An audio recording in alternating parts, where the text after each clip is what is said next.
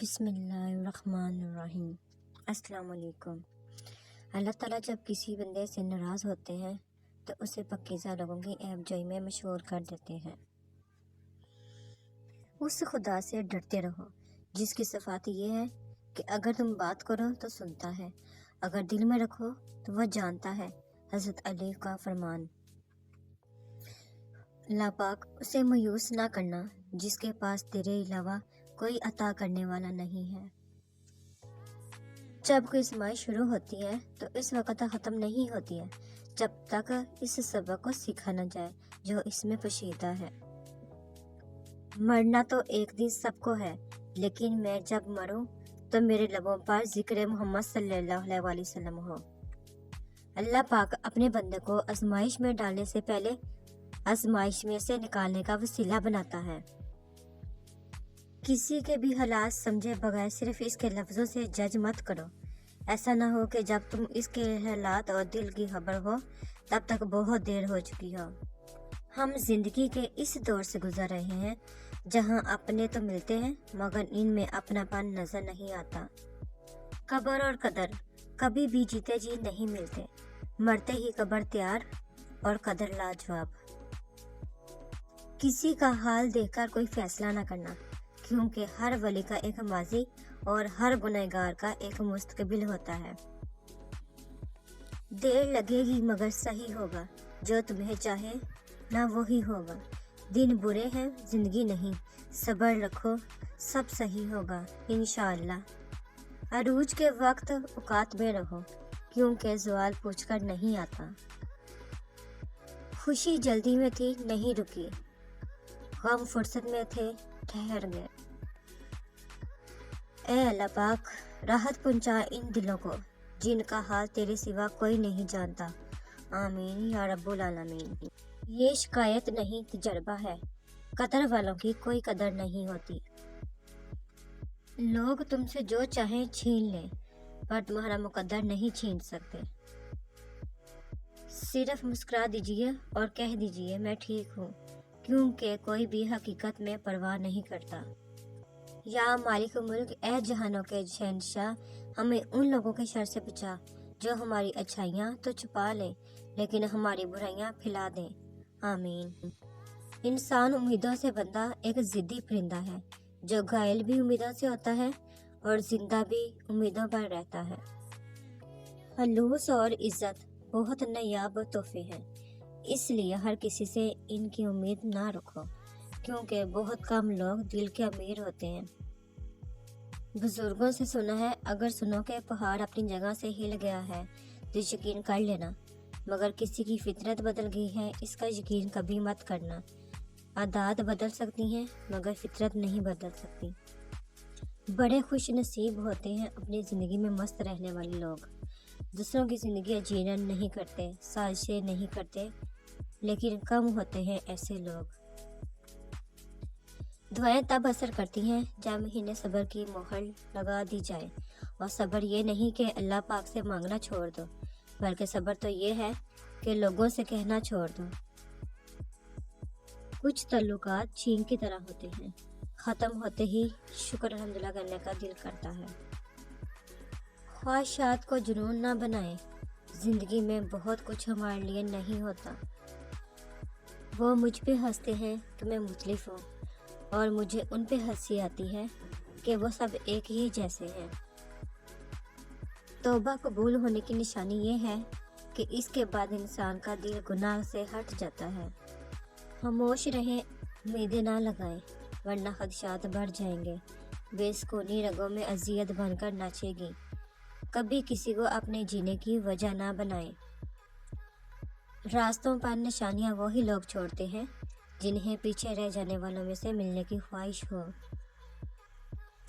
نرم دل لوگ جلدی رو پڑتے ہیں، جلدی روٹھ جاتے ہیں، جلدی مان بھی جاتے ہیں۔ سنا ہے اللہ پاک کو ایسے لوگ بہت پسند ہیں۔ شوہر کی ذمہ داری، بیوی کی خوشیوں اور خواہشوں کا خیال رکھنا شوہر کی ذمہ داری ہے، کیونکہ وہ آپ کے علاوہ کسی کو نہیں کہہ سکتی۔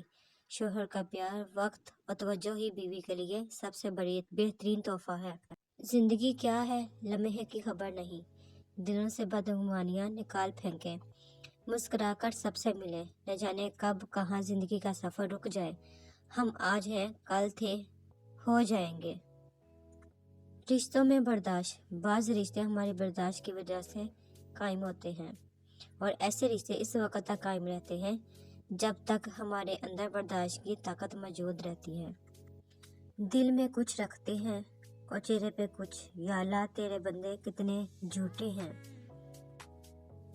پیاری امی جان، تیری خوشبو نہیں ملتی، تیرا لہجہ نہیں ملتا، ہمیں تو شہر میں کوئی تیرے جیسا نہیں ملتا۔ الحمدللہ زندگی بہت خوبصورت ہے، اور شکر کے لیے یہ وجہ کافی ہے کہ وہ ہم سب سے محبت کرتا ہے۔ عورتوں کو توڑنا، مرد عورتوں کو توڑنا اور انہیں رلانا نہیں چھوڑیں گے۔ جس دن وہ یہ بات سمجھ جائیں گے کہ حضور پاک صلی اللہ علیہ وسلم نے ارشاد فرمایا، عورتوں کے معاملے میں اللہ پاک سے ڈرو۔ حضرت علی کا فرمان، دھوکہ دینے کے ہزار طریقے ہیں، لیکن سب سے گھٹیا طریقہ محبت اور ہمدردی کا دکھاوا کرنا ہے۔